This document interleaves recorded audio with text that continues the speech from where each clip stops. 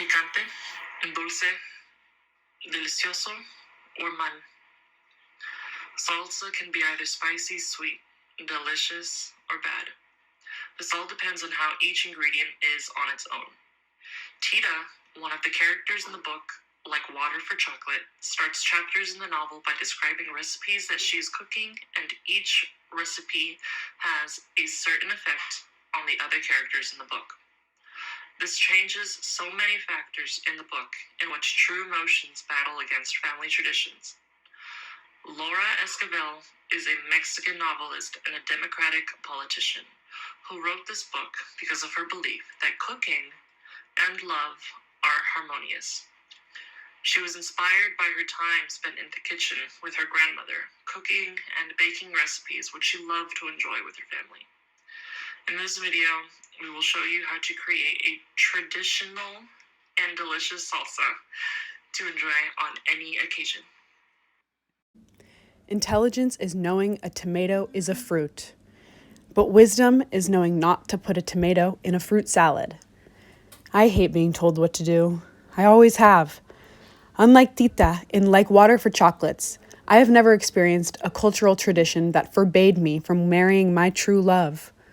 However, I, along with most other women, have experienced discrepancies based on me simply being a woman, which interconnects with themes from the book based on feminism and women's roles in society. This book was based in 1910, taking place in a northern Mexican border town during the Mexican Revolution. Women's rights were significantly less contemplated back then, especially because Mexico holds more conservative, traditional values in their culture regarding women than in other countries. Though forbidden from having a family of her own, Tita embodies the ideals of a perfect wife and mother.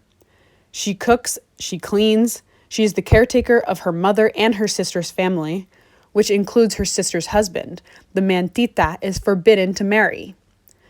Women are capable of an array of complex and often contradictory emotions and characteristics, something that Tita's mother does not seem to understand.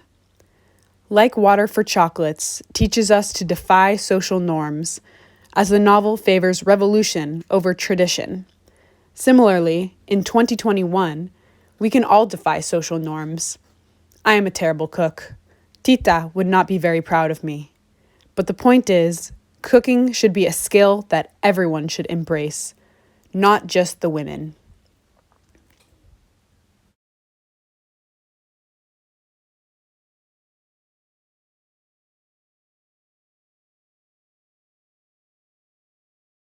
Ending gender roles one bite at a time.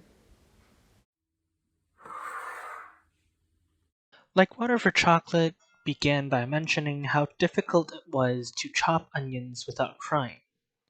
Tita would always cry when she chopped onions, and having been born with such a deep connection and bond with the kitchen, it would make sense to say that Tita's outlet for expressing her vast and boundless emotions would be foods like tomatoes and onions.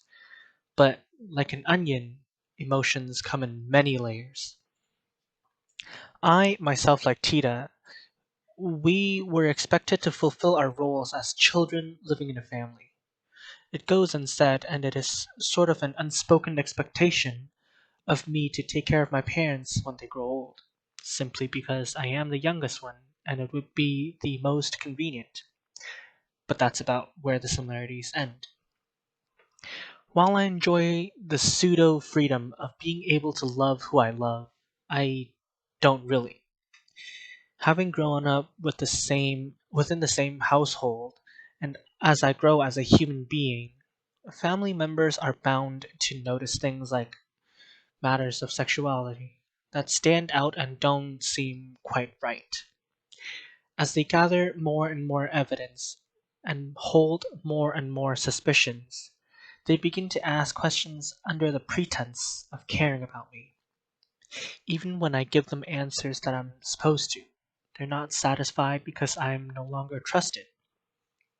Long story short, various family members have expressed the distaste and disapproval of me potentially loving someone of the same gender.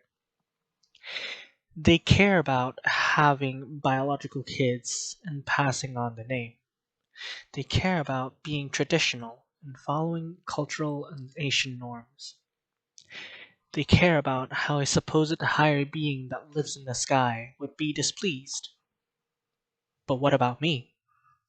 What about what I want? Who I want to love? And my sexuality?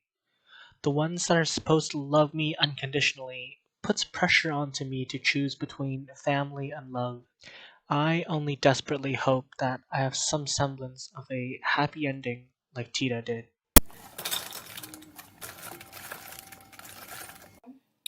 Ending gender roles one bite at a time.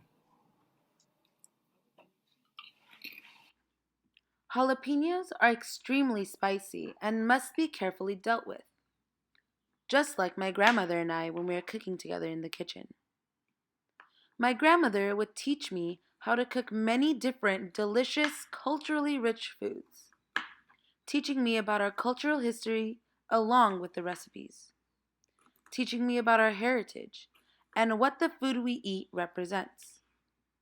The endless knowledge that is provided through the act of cooking. I can go on forever. Unfortunately, these past few years, my grandmother has been diagnosed with Alzheimer's, which has led us to cooking together less and less frequently. She has begun to forget the recipes that she would teach me, eventually forgetting how to cook entirely. Like cutting the jalapeno, this must be handled with extreme care. As difficult as it may be for me, I am still very grateful and cherish what she has taught me throughout the years. The kitchen provides a place for learning. Through generations and generations, recipes get passed down, their stories get passed down, and their flavors get passed down. The beauty of cooking together in the kitchen provides a bonding experience that can be treasured with any member in the family. Cooking ultimately brings us together.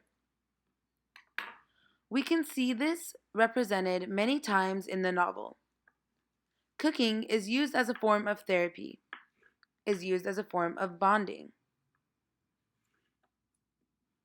Just like the author, cooking with my grandmother has created an extremely cherishable experience in my life.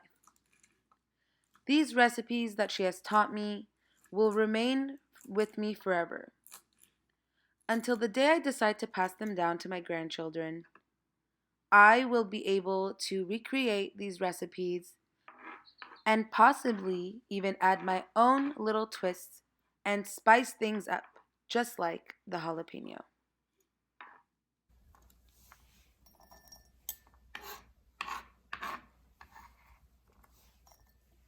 Always been something natural in my life.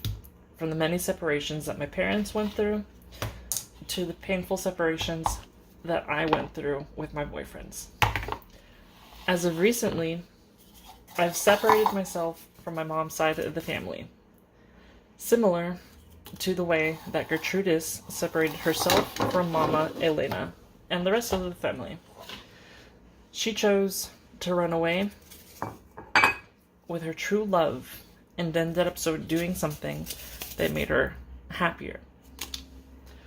I won't be running away naked on horseback though, with a rebel fighter.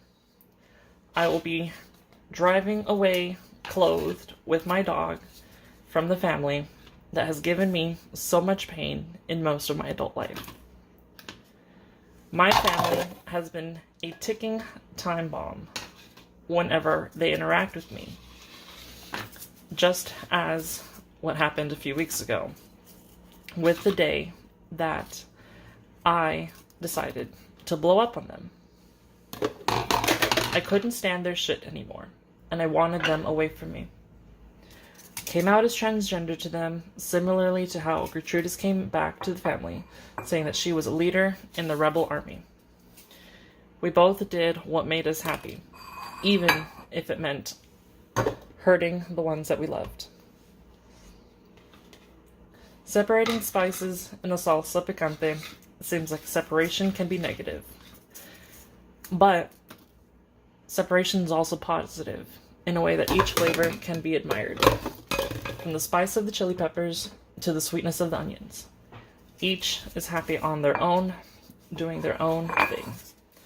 But from the perspective of all being mixed together, we can finally understand why each is happy, because they are all delicious, no matter what their personality is.